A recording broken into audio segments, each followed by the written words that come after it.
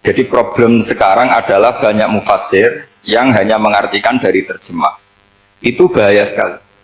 Jika ada orang yang menikah secara mut'ah, itu kan mirip kayak transaksi zina. Mereka berdalil famastam ta'tum bihi minhunna fa'atuhunna ujurahun. Perempuan yang sudah kamu nikmati, yang penting kamu bayar. Terjemahnya seperti itu. Karena ujur itu jamaknya ujroh. Itu fatal sekali. Padahal ayat itu begini, settingannya begini, setting siakul kalamnya atau asbab nuzulnya begini. Ini sekaligus, memang saya sengaja ngaji dengan tema yang berat, bentuk penghormatan pada yang ngaji. Kalau temanya ringan kan kayak TPG. Terus sesuai janji saya, untuk menghormati UI, saya tadi sudah matur sama Pak On juga sama Direktorat. UI adalah kampus yang didirikan oleh para ulama, para profesor, sehingga sudah seharusnya setiap makalah ilmiah itu ada referensinya, ada marojeknya. Dan yang dipakai di seluruh dunia, di semuanya, untuk ulumul Quran itu yang paling pokok pakai kitab Al-Itqan. Al-Itqan fi ulumil Quran, karangannya Imam Suyuti. Sebelum saya terangkan teks persisnya, itu ada sekian problem dalam memahami Quran, terutama kalau lewat terjemah. Problem itu bisa gawat betul, bukan gawat-gawatan tapi gawat betul. Misalnya ada ayat begini dan terjemahnya pasti begini. Fa'ainama tuwallu fasamma wajhuwah. Kamu menghadap mana saja, di arah manapun, di sana ada ridhonya. Oh. Itu kalau hanya pakai terjemah, tentu menjadikan kita sholat bisa menghadap ke timur, ke barat, ke utara, dan ke apa? Selatan. Saya cerita sedikit tentang asbabun nuzul. Memang tema sekarang tentang asbabun nuzul. Dulu Rasulullah SAW ketika di Mekah itu sholat menghadap Ka'bah.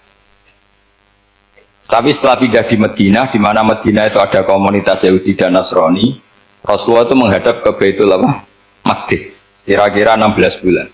16 sampai 17 bulan. Semua riwayat itu kisarannya hanya 16 sampai berapa? 17 bulan. Sehingga orang Yahudi itu bilang begini, Muhammad ini baiklah, meskipun dia membawa agama baru, tapi kiblatnya masih ikut kita, masih baik kan. Setelah 16 bulan, Nabi diperintahkan Allah untuk menghadap ke Ka'bah.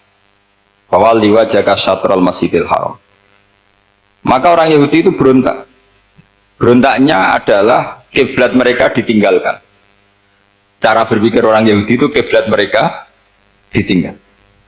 Sehingga mereka bilang mawallahum an qiblatihim allati kanu 'alaiha. Apa yang menjadikan umat Islam berpaling dari kiblat Baitul Maqdis. Kemudian mereka provokatif betul. Ini perlu diperjelas. Provokatif. Bilang begini. Inna Muhammadan tahayyara fidin. Muhammad ini bingung dalam beragama, sehingga habis ngomong A ngomong B, habis kiblat Ka'bah kiblat Baitul Maqdis. Sehingga dalam banyak tarikh disebutkan peristiwa kiblat itu terbanyak melahirkan orang murtad, orang yang keluar dari Islam gara-gara provokasi orang Yahudi. Muhammad tahayyara fidin. Muhammad itu bingung dalam menentukan pilihan apa? Beragama. Kemudian walhasil singkat cerita akhirnya Nabi itu madhep Ka'bah. Apa yang terjadi mujizat itu adalah bahwa agama ini agama yang mewakili semua agama sebelumnya yang masih orisinil. Yaitu Nabi akhirnya berargumentasi Ka'bah adalah kiblat yang asli, yang lebih tua. Terus mereka tanya, buktinya apa? Dijawab oleh Quran, fihi ayatum bayyinatum maqamu apa? Ibrahim. Ka'bah bukti tertua adalah di situ ada makam Ibrahim. Makam itu jejak kaki. Ya kalau bahasa Indonesia makam itu kuburan. Kalau dalam bahasa Arab makom itu jejak apa? Jejak kaki. Sehingga diketahui oleh sejarah, dibuktikan di situ ada jejak kaki siapa? Nabi Ibrahim. Sementara nisbatnya Baitul Maqdis itu adalah kepada Nabi Musa dan Nabi Harun. Yang ini adalah turunan dari Nabi siapa? Ibrahim. Hikmahnya apa? Begini, sebagai bukti bahwa Baitul Maqdis pernah menjadi poros Islam atau poros Tauhid, maka Nabi Muhammad pernah disuruh menghadap ke Baitul Maqdis. Buat inget-ingetan kalau ini pernah menjadi poros apa? Tauhid. tapi tetap tua-tuaan masih tua apa? Ka'bah. Nah, kenapa tua Ka'bah tadi? Karena Ibrahim adalah Abul Anbiya, bapak dari para, dan di situ ada jejak kakinya. Fihi ayatum bayinatum maqam. Bukti itu belum cukup. Dibuktikan lagi bahwa Ismail kecil itu hidupnya di Ka'bah. Kita tahu sa'i baina Safa wal Marwah adalah karena Siti Hajar sedang mencari apa? Jadi ada bukti sekian, bukti empirik bahwa Ibrahim itu kiblatnya itu Ka'bah, bukan Baitul. Sehingga ada kata-kata fihi ayatum bayinatum maqamu Ibrahim. Nah, tanpa ngerti asbabun nuzul, kamu akan mengartikan fa'ina ma tuwallu fasamma wajhu itu salah. Karena di situ kamu menghadap mana saja, maka di situ ada ridhonya Allah. Maka para ulama memberi catatan, maksudnya begini, kamu menghadap kemana saja, asal itu yang diperintahkan Allah, maka di situ ada ridhonya Allah. Harus seperti itu maknanya, disesuaikan dengan konteks asbabin nuzul. Tanpa seperti itu tidak bisa. Dan masih banyak lagi kepentingan tentang asbabun nuzul. Jadi problem sekarang adalah banyak mufassir yang hanya mengartikan dari terjemah. Itu bahaya sekali. Jika ada orang yang menikah secara mut'ah, itu kan mirip kayak transaksi zina. Mereka berdalil famastamta'tum bihi minhunna fa'atuhunna ujurahun. Perempuan yang sudah kamu nikmati, yang penting kamu bayar. Terjemahnya seperti itu. Karena ujur itu jamaknya ujroh. Itu fatal sekali. Padahal ayat itu begini, settingannya begini, setting siakul kalamnya atau asbabun nuzulnya begini. Ini sekaligus, memang saya sengaja ngaji dengan tema yang berat, bentuk penghormatan pada yang ngaji. Kalau temanya ringan kan kayak TPG. Jadi ini supaya gue keren-kerenan, ini ada doktor, Pak Oni pernah dekan Fakultas Hukum. Jadi kalau saya nanti salah tinggal ditangkap saja, gampang kan? Tapi nangkap saya berurusan dengan Tuhan. Jadi kalau orang dekat Allah itu yang tanggung jawab itu Allah. Jadi dia bisa menang di kepolisian tapi kalah di hukum Tuhan. Jadi kalau berhadapan-hadapan dengan saya. Begini asbabun nuzulnya begini. Wal muhsanatu minan nisa yang awal juz 5 itu ya kita santai aja. Yang awal juz 5 itu sebetulnya maktuf, diatafkan pada ayat hurrimat alaikum ummahatukum wa banatukum wa akhwatukum wa ammatukum wa kholatukum wa banatul akhi wa banatul ukhti. Jadi perempuan yang haram dinikah itu ada 7 yang faktor nasab, yaitu siapa? Ibu, putri, saudara putri, bulik dari bapak, ammah itu bulik dari bapak, kholah itu bulik dari ibu, keponakan dari saudara lelaki, keponakan dari saudara perempuan. Ini disebut haram karena nasab. Nasab gen. Kalau orang Jawa bilang hanya 4 karena ngitungnya bule baik dari bapak maupun ibu. Kalau orang Jawa bilang kan bule terus keponakan dihitung 1. Padahal ada keponakan dari saudara laki, ada keponakan dari saudara apa? Perempuan. Wabanatul akhi wabanatul ukhti. Terus kedua haram karena rodok. Kita tahu dalam hukum Islam rodok adalah sama dengan nasab. Jadi ibu yang pernah menyusui kamu berarti jadi ibu kamu, dan saudara sepenyusuan berarti menjadi saudara kamu. Ini disebut wa ummahatukum allati arda'nakum wa akhwatukum minar radha'. Terus ketiga haram karena musoharoh, karena besanan. Jadi pagi ini misalnya saya nikah dengan Sri, bilang qabil tu nikah wa taswijaha bil mar'il madkur. Setelah nikah dengan Sri ini otomatis ibunya dia menjadi mertua. Otomatis haram saya apa? Nikah. Ini namanya haram karena musuh. Atau kamu punya anak Zaid. Zaid pagi ini akad dengan Sri. Berarti Sri adalah menantu Anda. Otomatis haram bagi Anda. Itu namanya haram karena musuh. Karena bisanan. Itu yang disebut waroba apa haram-haram itu kan saat terus itu wa ummahatu nisaikum. Apa ibu dari istri-istri kamu. Memang ini agak jelimet, tapi memang syaratnya mufassir harus biasa jelimet. Jangan hanya nyari partai ayat-ayat untuk kepentingan partai. Wah itu ngeri. Kacau Quran dipakai kampanye. Terus Itu berarti sudah 3 kan? Haram karena nasab, karena rodok, haram karena musohar. Terus yang keempat ini, haram yang bukan karena sebab pada seorang perempuan, tapi karena istri orang. Disebut wal muhsanatu minan nisa. Haram menikahi perempuan yang masih milik orang lain. Nah, orang lain yang menikahi ini, istilahnya Allah adalah lelaki yang menikahi perempuan ini adalah lelaki sing muhsini ghairu musafihin, secara nikah yang sah. Nah, nikah yang sah itu begini dalam hukum fikih Islam. Saya nikah dengan Sri, kalau hanya akad, itu saya wajib bayar mahar hanya separuh. Jadi kalau saya janji bayar 1 miliar, berarti wajib bayar berapa? 500 juta. Kalau janjinya 100 juta, hanya bayar 50 juta. Itu yang wajib bil akdi. Nanti wajib sepenuhnya nunggu bil jima. Kalau sudah hubungan intim baru wajib 100%.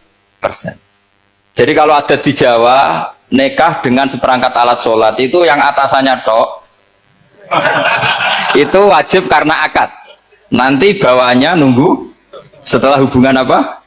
Intim. Loh, ini hukum Quran bukan hukum saya.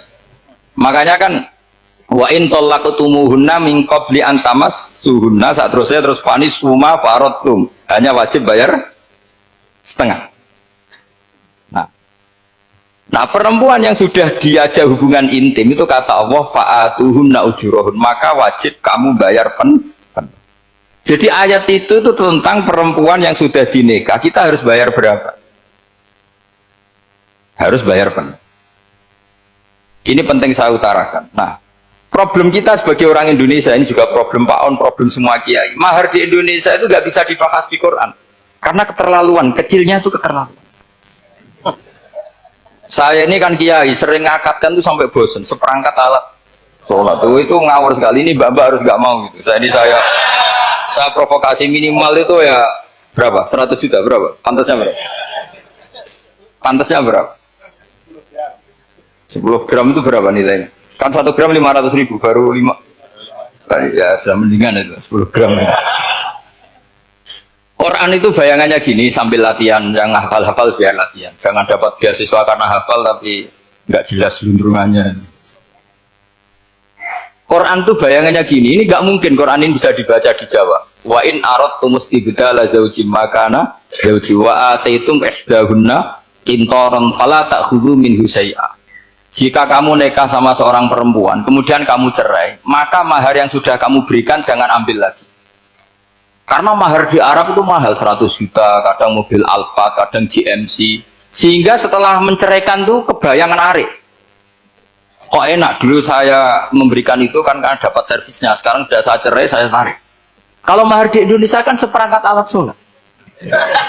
Jadi gak kebayang ada kalimat fala ta'khudhu minhu syai'a, jangan ambil lagi. Kebayang ngambil aja enggak? Apalagi kalau nikahnya sudah 2 tahun kan sudah lusuh, sudah.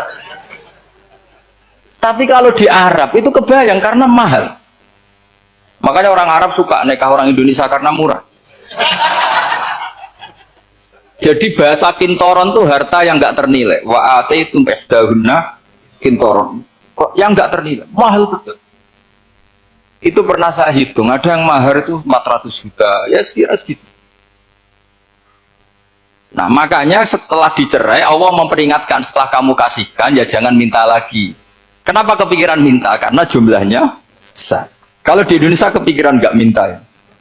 Nggak kepikiran, saking kecilnya. Seperangkat alat sholat, kadang 1 juta.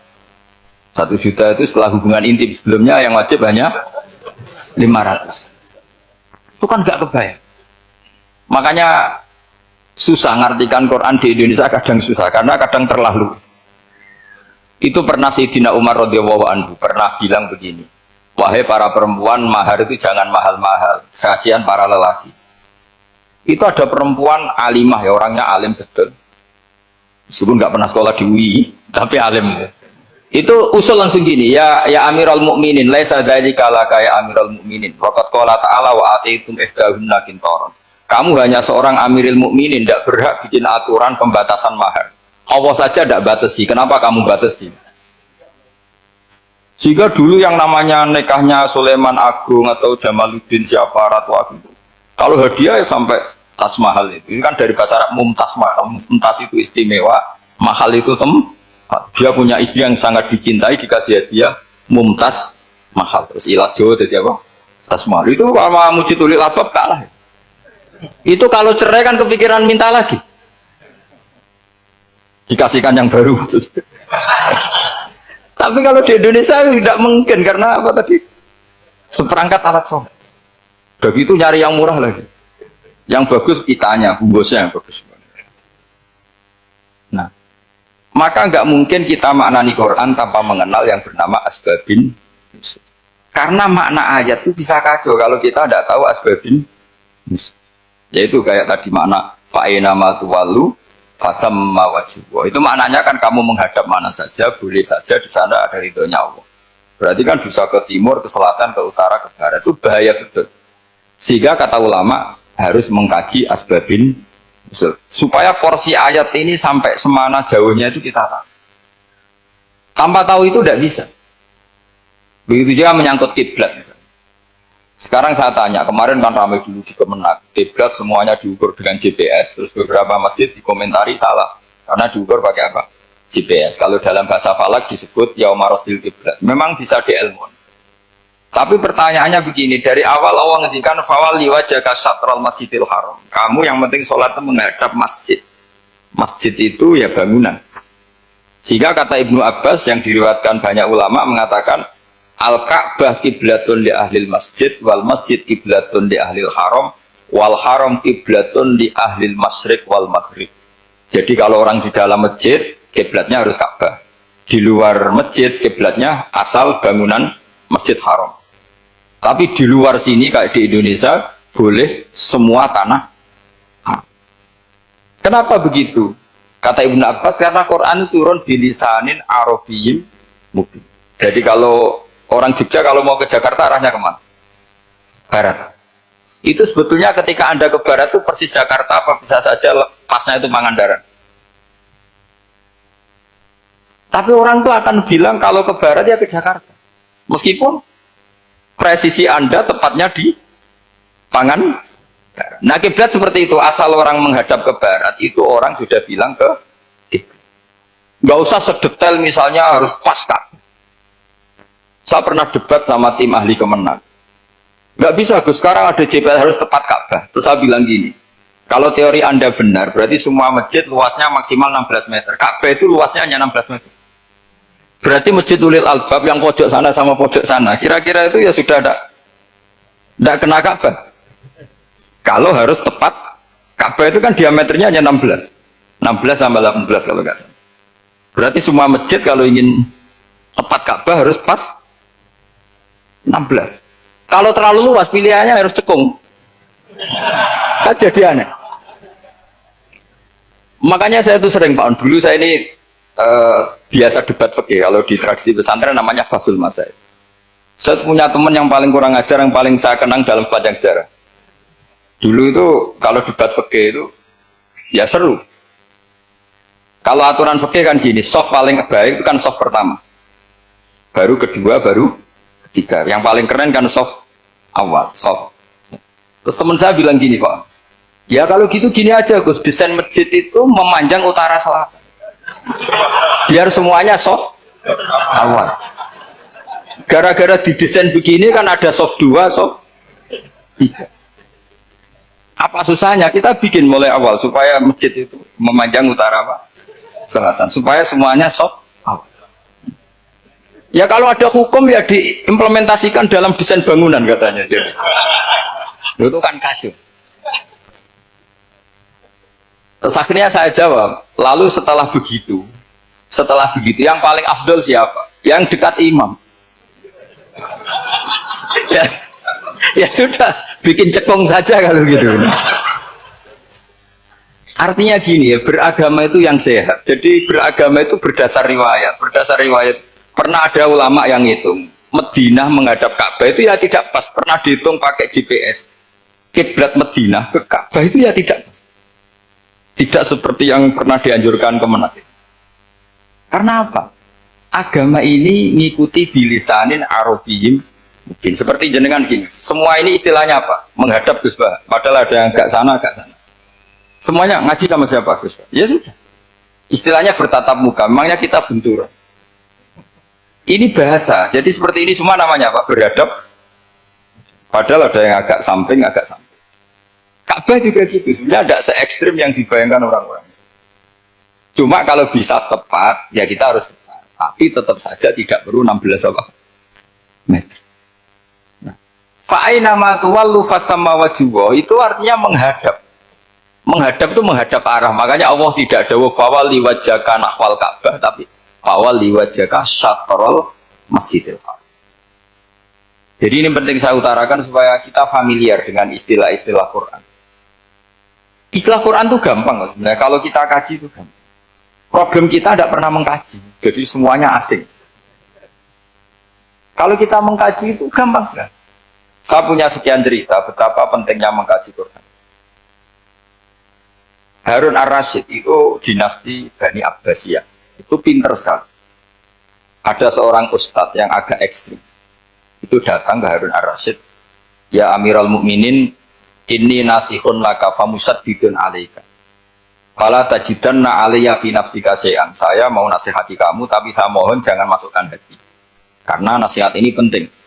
Tapi saya akan keras, vulgar. Akan keras, kritik saya akan keras. Karena Anda sebagai Amirul Mukminin tidak becus. Apa kata Amirul Mukminin Harun ar-Rasyid? Uskut ya Ustadz. Sebagai riwayat uskut ya jahil. Kamu itu Ustadz bodoh, tidak usah banyak omong. Terus kita, kenapa saya bodoh? Terus dibacakan ayat faqula lahu qaulal layyina la'allahu yatadzakkaru aw yakhsha. Inna wa ta'ala qad arsala man huwa khairun minka ila man huwa syarrun minni. Wa ma'a dzalika qala ta'ala faqula lahu qaulal layyina. Allah pernah menugaskan seorang yang lebih baik ketimbang kamu, yaitu Musa dan Harun. Musa dan Harun adalah seorang nabi. Kepada orang yang lebih buruk ketimbang saya, yaitu Fir'aun. Itu saja etikanya faqula lahu qaulal layyina. Kamu kalau ngomong yang halus, yang baik, yang berperadaban, kok kamu sama saya mau kasar? Akhirnya ustadznya ternyata pinter kamu, ya pinter aku. Jadi semudah itu. Allah itu menugaskan orang yang lebih baik ketimbang kamu, yaitu Nabi Musa, kepada orang yang lebih buruk ketimbang saya, yaitu Fir'aun. Itu saja ada etikanya. Kok kamu sama saya mau tambah etika? Mau main kasar hanya karena kamu merasa nasihat Anda benar? Jadi gampang sekali memahami Quran. Tapi lagi-lagi memang bagi ahlinya. Tapi ini saya bantu supaya sama jadi ahli apa? Quran. Meskipun ngajinya sebulan sekali.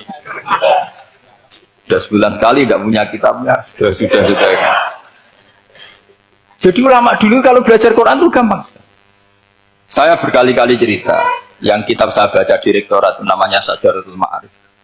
Itu kalau cerita bikin judul itu enak sekali. Babuna fil ibad bikullil bilad. Bab seseorang di mana saja hidupnya harus bermanfaat. Terus dalilnya itu hanya mengutip makalahnya Nabi Isa, wa ja'alani mubarakan ainama kuntu. Ciri utama seorang nabi apa? Saya di mana-mana adanya berkahi orang lain. Jadi berkah bagi orang lain. Maksudnya tidak jadi problem bagi orang lain. Artinya kamu hidup entah di Jogja seperti Pak Ono orang Jember, saya orang Rembang. Hidup di Jogja manfaat, di Jember ya manfaat, di mana-mana. Saya pernah di Korea seminggu ya manfaat. Saudara kita TKI yang di Korea manfaat, di sana bikin masjid, bikin apa. Karena ngendikane Allah menceritakan Nabi Isa siapa? Wa ja'alani mubarakan ainama kuntu. Saya adalah orang yang di mana-mana berkah. Artinya manusia eksistensinya harus seperti itu, hidup di mana saja. Gampang sekali mah. Pernah Imam Syafi'i ditanya, kalau kamu nggak kehilangan air atau nggak ada air di satu daerah, cari-cari dulu sampai nggak ketemu. Setelah nggak ketemu air, baru kamu boleh tayam. Imam Syafi'i ditanya, apa dalilnya harus mencari dulu? Kalau nggak ada air ya langsung tayamum saja. Kenapa harus nyari-nyari dulu? Jawabnya Imam Syafi'i itu gampang sekali. Qala ta'ala falam tajidu ma'an. Kemudian kamu tidak menemukan air. Di mana-mana tidak menemukan setelah mencari. Kalau belum mencari namanya tidak tahu. Kan ayatnya kan falam tajidu ma'an. Kemudian kamu tidak menemukan air. Tidak menemukan tuh nyari dulu apa langsung ngambil sikap? Nyari dulu, baru kesimpulannya tidak ketemu. Kalau belum pernah nyari namanya tidak tahu. Segampang itu ulama dulu memahami Quran karena konstruksinya utuh. Yaitu mereka tahu betul bahwa Quran itu bilisanin Arabiyyin. Ketika Futuhat Syam, Syam dulu itu dikuasai tentara Romawi. Era Sayyidina Umar Futuhat. Yerusalem dikuasai tentara Islam. Itu awal Sayyidina siapa? Umar radhiyallahu anhu. Ketika Futuhat mau ada pesta besar-besaran. Tapi Umar menolak.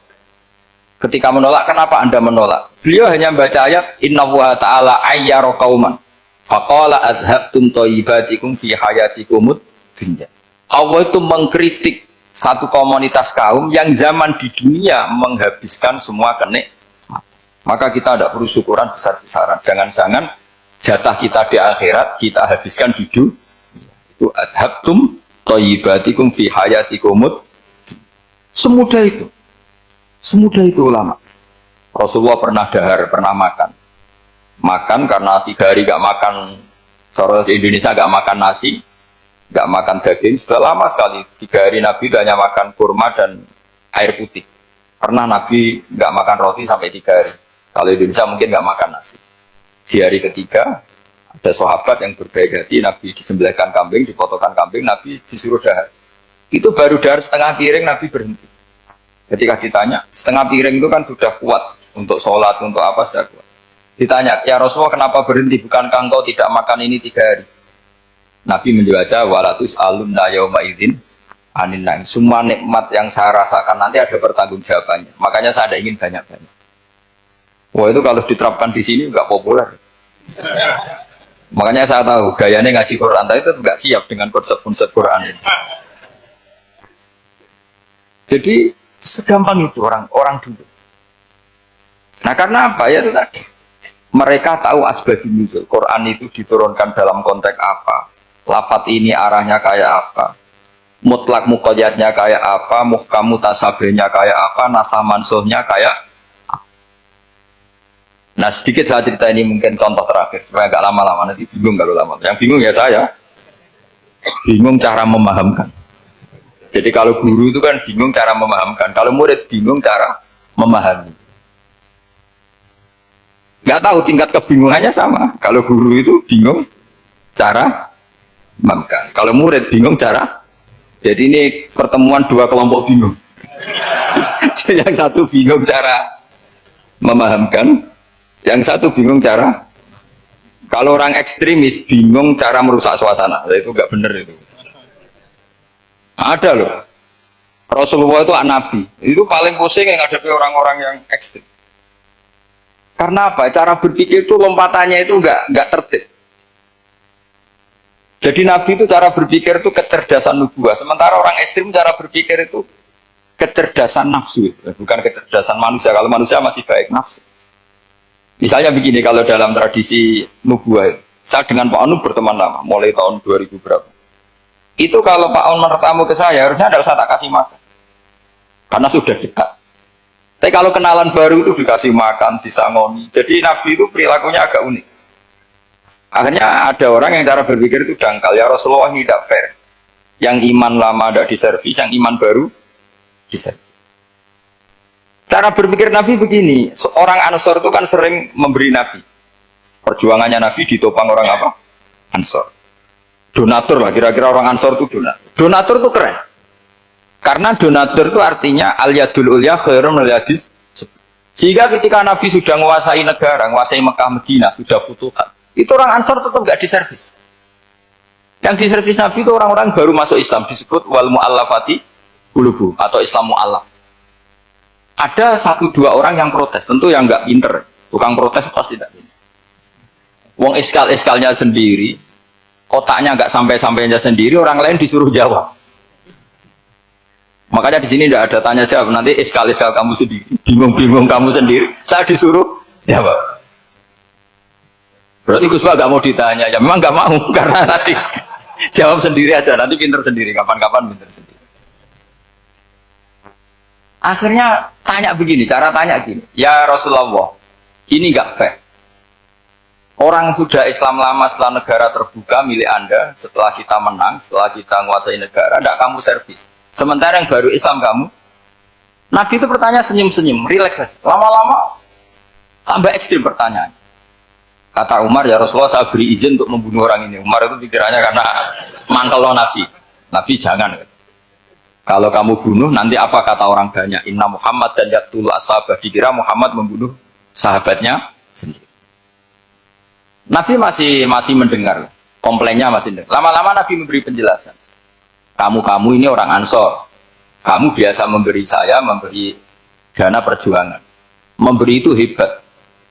Saya tidak ingin menurunkan grade Anda. Grade sebagai pemberi, berarti kelasnya elit. Sekarang menjadi penerima. Itu tidak bagus. Itu betapa Rasul ini namanya kecerdasan nubuah. Kalau orang biasa memberi, biar memberi saja. Supaya dia tetap heroik, tetap patriotik, tetap keren. Karena mentalnya jangan sampai dari mental memberi, kemudian mentalnya peminta.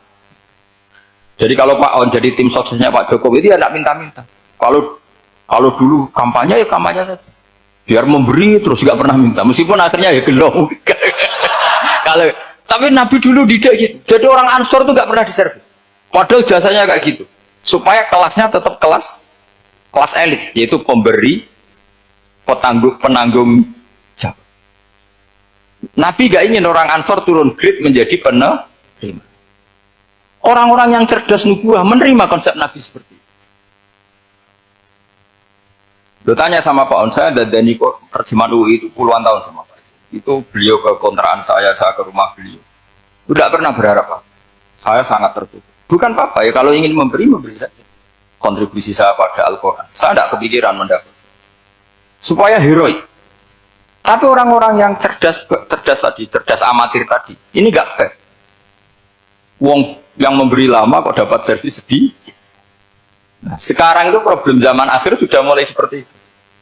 Nah, orang ini namanya Dzul Khuwaisirah. Ini yang nanti punya anak turun Khawarid. Khawarid itu orang yang ibadahnya hebat, tapi cara berpikir tentang buah salah.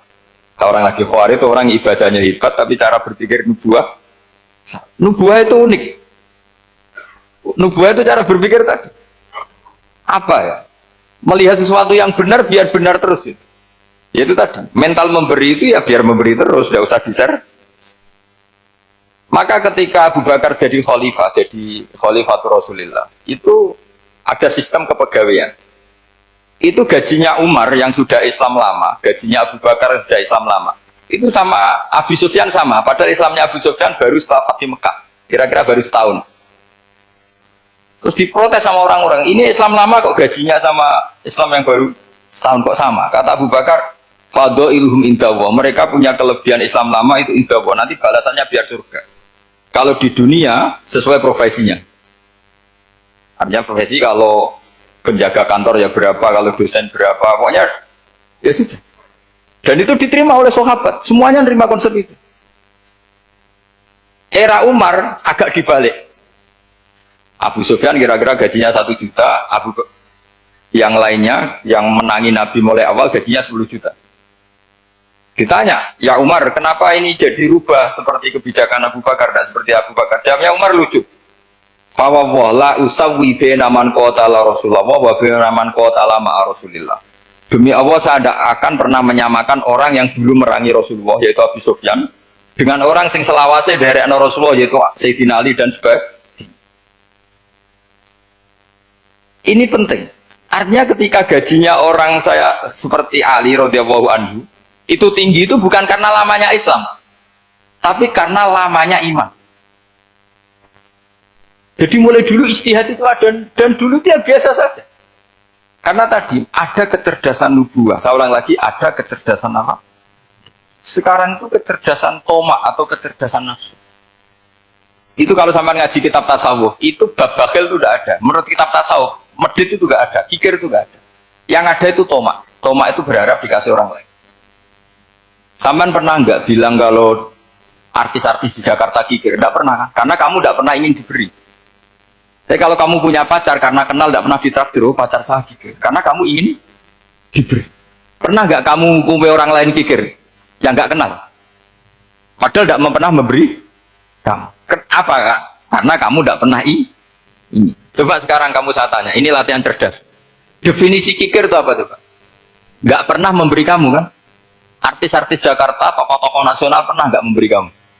Enggak kan? Tapi tidak pernah kamu vonis kikir, karena kamu tidak pernah tomak. Tapi pacar kamu, kok aman ditraktir terus? Atau istri kamu, atau mertua kamu, kok tidak ngasih warisan, kamu bilang kikir kan? Sebabnya kikir betul apa karena kamu tomak, berharap? Tomak. Maka di kitab tasawuf itu nggak ada bab kikir, yang ada bab tomak. Karena asal usul menvonis orang kikir itu karena tamak. Maka jangan banyak kenal orang, nanti banyak hukum kamu. Sombong juga gitu, di tasawuf itu nggak ada bab sombong. Karena orang hukum orang lain sombong itu karena kamu ingin dihormati. Ada orang nggak kenal, terus lewat saja nggak tanya kamu bilang sombong enggak kan? Tapi kalau kenal, oh sombong betul, kenal nggak tanya kan gitu. Jadi tasawuf itu sisi unik dari khazanah Islam. Makanya di tasawuf itu nggak ada kritik terhadap kikir. Ya tentu kikir itu buruk, pasti ya kikir itu buruk. Tapi nggak perlu dikritik. Jangan-jangan yang salah kamu. Mau kenal Pak On di PPAI terus ingin jadi sekretarisnya. Terus ingin kenal Pak Jokowi ingin jadi menterinya. Nanti kenal rektor ingin jadi pegawainya. Ketika nggak diturutin bilang Pak Rektor kikir. Tapi orang lain ya kak pernah berharap. Mungkin nggak menvonis Pak Rektor atau Pak On ini kikir, enggak kan? Berarti vonis kikir itu status orang itu apa nggak kesampaian niat kamu? Memang agak jelimet yang tasawuf itu, tapi itu unik, itu bagian dari khazanah apa? Islam. Makanya Rasulullah itu sering isti'adah minta perlindungan wa min toma'en fi ghairi matma'in. Ya Allah, saya tidak ingin berkeinginan yang tidak layak. Karena semua dunia ini dimulai dari keinginan. Ya Pak, kamu protes negara itu karena apa? Ingin makmur, sejahtera tanpa kerja, sehingga nyalakan menteri keuangan, menteri ini. Makanya kalau guyonannya ulama tasawuf gini, tak beri bocoran. Guyonannya orang tasawuf, begini guyonannya. Anta lam tajid min nafsika kullama turid, fa kaifa turidu min ghairika kullama turid. Kamu yang punya keinginan saja tidak bisa memenuhi apa yang kamu inginkan. Kenapa keinginan itu kamu timpakan ke orang lain untuk memenuhi kamu? Wong kamu yang punya keinginan saja tidak bisa mewujudkan. Kenapa keinginan Anda kamu timpakan, bebankan orang lain untuk memenuhi keinginan Anda? Misalnya kamu, Gus saya ini goblok, tolong pinterkan. Wong kamu yang ini saja tidak bisa. Kok menyuruh saya? Jadi kalau tiap tasawuf itu unik. Seperti kamu mencintai istri tulen, itu ingin kan dicintai istri tulen. Kamu sendiri kan nggak bisa cinta tulen, masih pelengahan sana sini. Kamu pacaran, ingin pacar kamu setia. Ternyata kamu bikin sekian alternatif. Kalau putus ini punya ini, putus ini. Tapi kamu ingin ini setia, kan nggak fair. Makanya guyonnya orang tasawuf itu, anta lam tajid min nafsika kullama turid, fa kaifa turidu min ghairika kullama turid.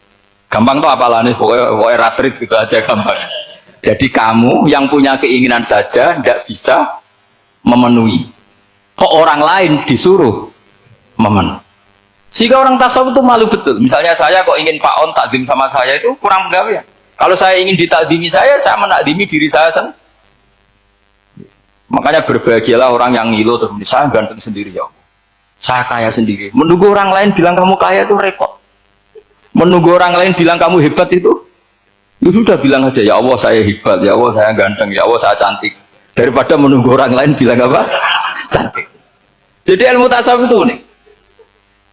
Jadi kalau fikih itu yang dikritik itu kikir. Kalau tasawuf enggak tomak. Karena orang yang kamu vonis kikir itu jangan-jangan tidak kikir tapi mementingkan yang lebih penting. Misalnya ada teman yang tidak pernah naksir kamu, ternyata punya ibu sakit, uangnya dianggarkan untuk ibunya yang sakit, atau anaknya sekolah, atau keluarganya masih butuh dia, ya, sehingga sama teman dia kikir. Hakikatnya kikir apa mementingkan yang penting? Tapi kamu karena nggak pernah ditraktir menvonis kikir. Nah, ini pelajaran. Jadi makanya yang dianteni ilmu tasawuf itu tomak, tamak. Jadi kalau dalam bahasa Indonesia bukan kikir.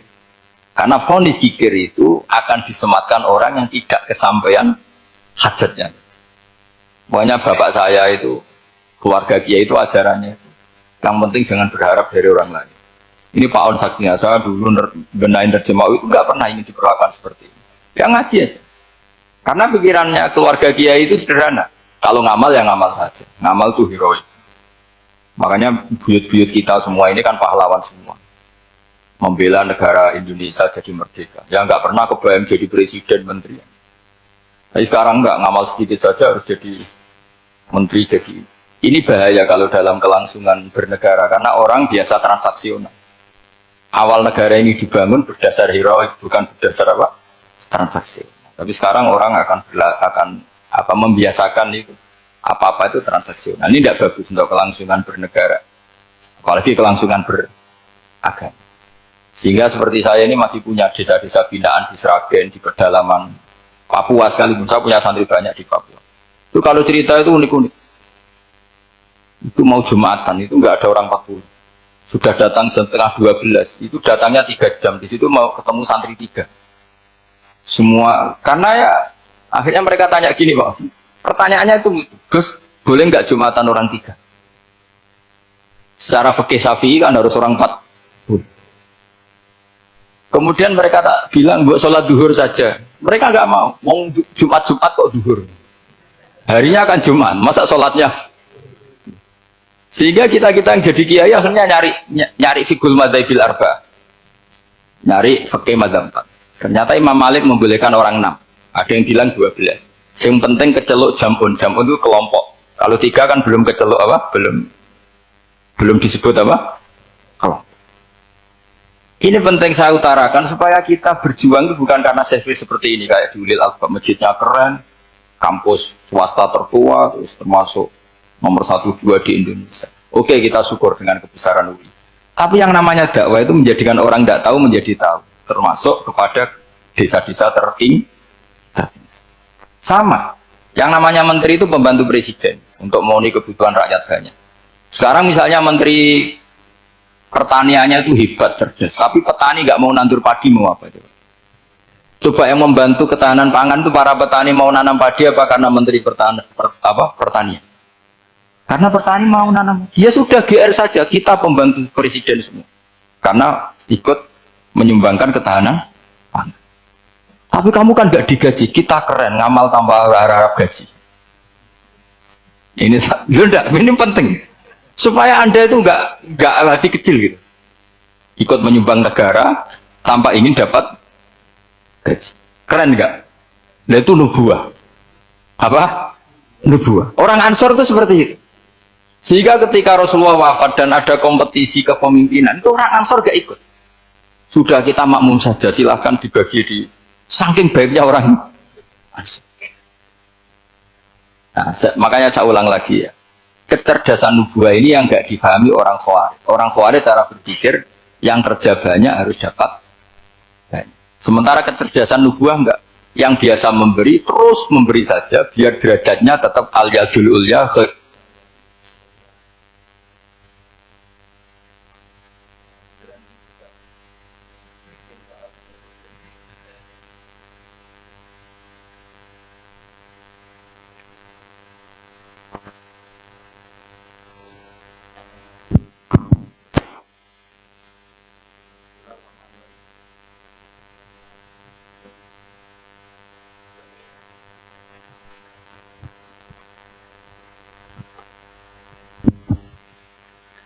Bismillahirrahmanirrahim. Ini saya baca supaya dapat berkahnya ulama-ulama dulu, karena ini dikarang oleh ulama yang dipakai rujukan seluruh dunia. Begini, qala Ibnu Taimiyah, ma'rifatu sababin nuzuli yu'inu ala fahmil ayat. Jadi mengenali asbabin nuzul itu membantu memahami secara benar ayat itu. Karena tadi kalau ayat itu dipotong, itu maknanya bisa kacau kayak tadi famastam ta'tum bihi minhunna fa'atuhunna ujurahun. Kalau diterjemah itu kan mendukung kawin mut'ah. Kalau terjemahnya saja perempuan siapa saja yang pernah kamu nikmati, yang penting kamu bayar, itu kan aliran sesat dan menyesatkan.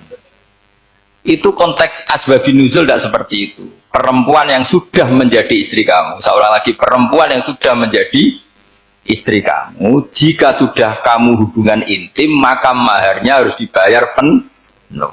Tapi kalau belum hubungan intim, maharnya hanya wajib separuh. Fanis suma farotum illa ayafuna au ya'fu alladhi biyadihi uqdatun nikah.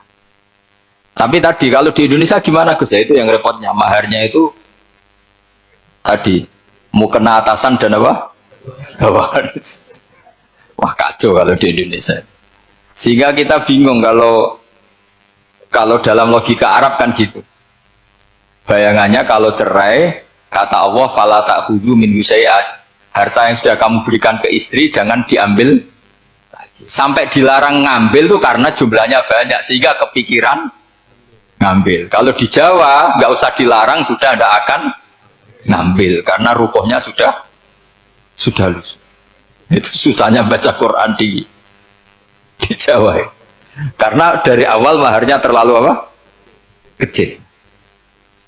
Terus beliau Imam Suyuti termasuk di sini menyontohkan yang pasti salah kalau difahami yaitu tadi ayat apa itu fa'inama tuwallu fastammanawa wajib. Jadi beliau terus meringatkan betapa pentingnya mengenali asbabin nuzul. Karena asbabin nuzul itu gampang. Saya ulang lagi, asbabin nuzul itu gampang. Gampangnya begini ya, kan ada satu peristiwa. Misalnya begini, Rasulullah itu kan mengkritik penuhanan Lata dan Uzza, berhala-berhala itu dituhankan, dikritik sama Rasulullah. Kemudian mereka begini, karena mereka biasa personifikasi Tuhan. Muhammad, kalau Tuhan itu tidak Lata Uzza dan itu terbuat dari batu, lalu Tuhan Anda itu dari apa? Amin fiddotin audhabin, lalu Tuhan Anda ini dari emas apa dari perak? Karena mereka nggak bisa membayangkan Tuhan tanpa dipersonifikasi. Terus Allah menurunkan qul huwallahu ahad, Allahus somad lam yalid wa lam yulad wa lam yakul lahu kufuwan ahad. Karena otaknya mereka sudah begitu, yang namanya Tuhan itu harus dipersonifikasi. Makanya saya kemarin di Korea seminggu, cerita yang paling unik gini Pak On, ada bos Islam, ada bosnya TKI yang baik. Mereka mengizinkan pekerjanya sholat. Bareng sholat tuh diingeti ke atas ke bawah, oh nggak ada arcanya. Sehingga setelah sholat dibilang, apa saya berikan berhala sekalipun, karena nggak kebayang ada orang sholat kok tanpa berhala, tanpa Tuhan. Yang kamu sembah itu mana? Kok nggak ada? Apa tak belikan? Jadi unik. Nah teman saya yang satu unik lagi, dia termasuk pegawai Garuda yang derekno saya ke Korea itu orang pegawai Garuda. Dia karena orang kaya biasa ke Eropa kemana-mana itu. Singkat cerita dia sholat di mall karena nganggep Korea itu sudah negara maju kayak Eropa. Setelah sholat di mall pas asar itu, security-nya nelpon polisi. Pak polisi di sini ada ritual teroris. Jadi kalau menamakan sholat itu ritual. Jadi artinya apa? Ritual-ritual yang kita lakukan itu macam-macam cara pandang. Orang ateis itu kan Cina kan Korea itu kan ya Cina lah, Korea, Jepang, RRC itu kan sipit. Itu ya yang namanya ibadah sembahyang harus ada patungnya atau ada arcanya atau ada benda-benda itu. Orang Islam kan nggak ada sama. Makanya mereka itu kok bisa? Problemnya kita, saya ulang lagi, ini problemnya. Problemnya kalau ada itu ya repot. Begini misalnya, ini masih tentang asbabun nuzul. Ini contoh terakhir tentang masih asbabun nuzul. Umar radhiyallahu anhu, sahabat Umar itu kalau mencium Hajar Aswad itu sambil gedumel. Tidak berdoa tapi gedumel. Masyhur. Itu ada di Bukhari. Alim tu annaka hajarun la tadur wa la tanfa walau la anni ra'aitu Rasulullah wa qabbalaka ma qabbaltuka. Saya tahu loh. Nyium Hajar Aswad dicium tapi sambil gedumel. Saya tahu loh kamu hanya batu, enggak mandoroti, enggak manfaati. Kamu jangan GR, saya cium itu jangan GR. Kalau saja saya tidak melihat Rasulullah mencium kamu, maka saya ada sudi nyium kamu. Dah gitu aja. Terus itu tiap nyium Hajar itu tidak doa. Kalau kamu kan enggak minta kaya, minta macam-macam. Kalau Umar malah gitu. Nah, kenapa demikian? Itu ada asbabun nuzulnya. Umar itu saksi sejarah. Ketika Rasulullah Fathi Mekah, Nabi kan tawaf terus mencium Hajar. Itu di belakang masih banyak orang kafir. Kebetulan Umar masih di sana. Sudah Islam Umar, tapi dia di belakang. Dengar orang-orang kafir, Muhammad itu tua aneh. Katanya melarang nyembah batu. Ternyata dia nyembah batu. Jadi Nabi nyium Hajar Aswad itu dikira nyembah. Katanya ngelarang nyembah batu, tapi dia kok nyembah batu. Karena Nabi mencium Hajar Aswad. Nah karena untuk menghilangkan stigmasi itu, Umar tiap nyium Hajar Aswad ngomong gitu. Ada sound system, mungkin jadi sound system. Supaya jelas bahwa penciuman ini bukan karena menyembah. Artinya mudah sekali. Kenapa Umar ngomong gitu? Karena asbabun nuzulnya seperti itu. Coba kalau kamu tidak tahu asbabun nuzul, Umar maksudnya gimana? Gak doa, gak apa, kok malah ngomong gitu kan? Tapi kalau kamu tahu asbabun nuzul Umar itu yang mendengar komentar orang sama ketika kita tawaf itu kan 3 pertama kan kita lari-lari kecil. Itu ceritanya juga gitu. Rasulullah itu hidup di Medina, terus diterkenalkan miskin. Medina itu kota wabak, kota penyakit, endemik. Dulu Medina, Yasrib itu kota endemik. Sehingga kata orang kafir-kafir Mekah, yaji ulihadal bait kaumun qad wahanat hum huma Yasrib. Nanti akan datang satu komunitas kaum yang sudah lemas karena kena penyakit apa? TBC dari apa? Yasrib. Nabi dengar itu makanya terus bilang ke para sahabat, tunjukkan kalau kamu kuat dengan cara lari 3 kali. Terus pakai pakaian yang kelihatan maco, yaitu yang dipakai lelaki-lelaki. Bahunya dikelihatkan. Nah, setelah Rasulullah wafat, Umar menggantikan beliau setelah Abu Bakar. Umar bilang gini, sebetulnya tawaf seperti ini, yaitu lari pertama 3 putaran pertama lari dan memperlihatkan pundak seakan-akan orang maco itu sudah nggak perlu karena alasan itu sudah tidak ada. Tapi ini tinggalan Rasulullah, maka jangan rubah ya, tetap seperti ini. Akhirnya meskipun sudah tidak ada alasan tadi menjawab stigmasi orang kafir, tetap tawaf seperti itu. Jadi memang agama itu unik. Kadang kita harus tahu alasannya. Tapi alasan itu kalau menjadi mahatul hukmi, pijakan hukum sah. Misalnya kamu terus bilang gitu, ya berarti tawaf sekarang bebas, gak perlu seperti itu. Kan alasan itu sudah ada. Nah di sini pentingnya riwayat. Riwayat itu begini, logikanya sudah nggak ada, tapi kaifiah itu, cara itu masih kita terus. Dan itu memang, saya ulang lagi, harus tahu asbabun nuzul. Saya beri contoh ya, misalnya wa idza darabtum fil ardi falaysa 'alaikum junahun an taqsuru minas shalah. Terus ayatnya di mana? In khiftum ayyaftinakumul ladzina kafaru.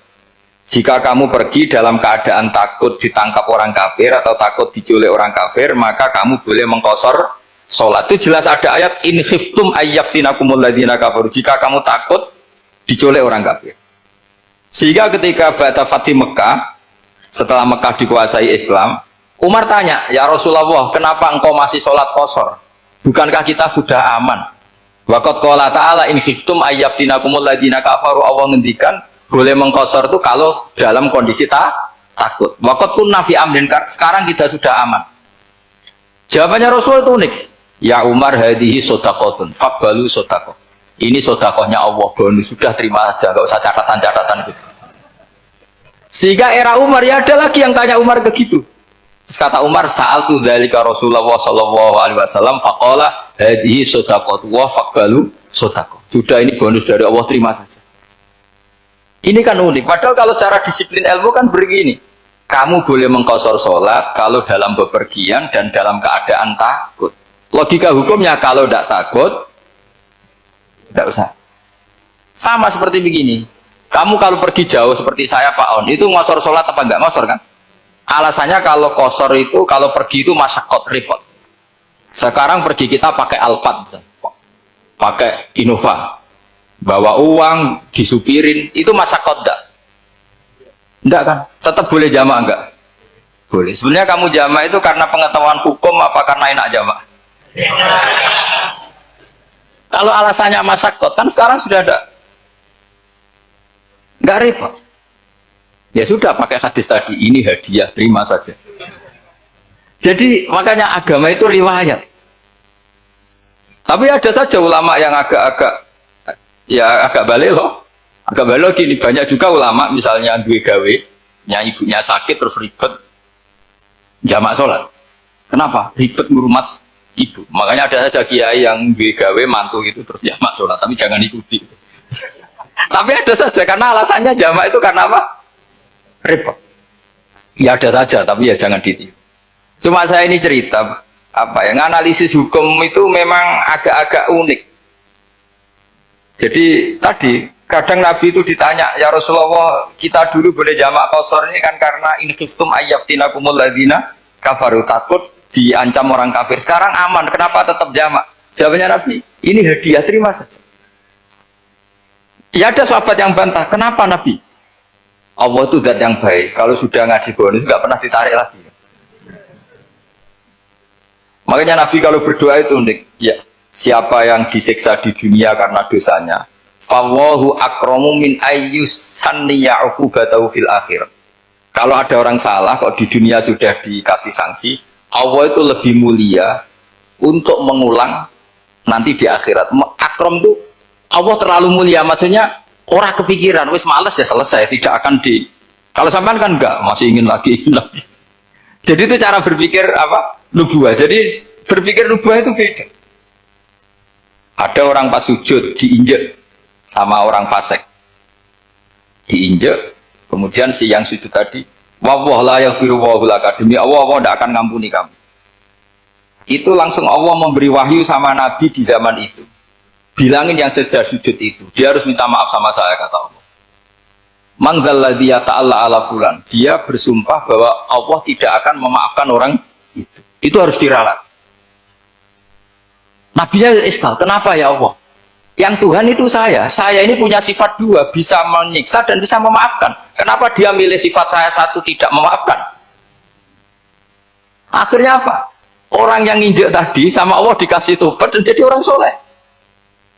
Jadi itu makanya kamu nggak boleh jadi orang ekstrim nyifati Allahnya satu, nggak boleh. Allah tetap bisa yaghfiru liman yasha wa yu'adzibu may yasha. Sifatnya Allah dua ya tetap dua, nggak boleh kamu pilih satu.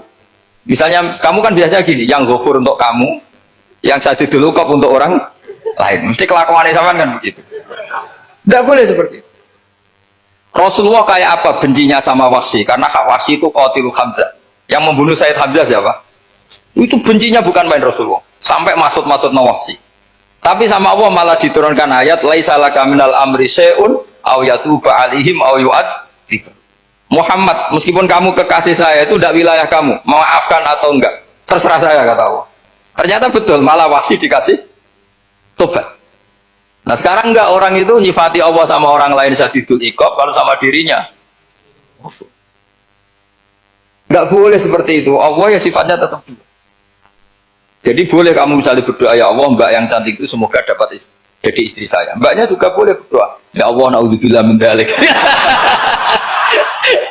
Jadi ini adu kekuatan, nanti terserah nanti Allah pihak yang mana.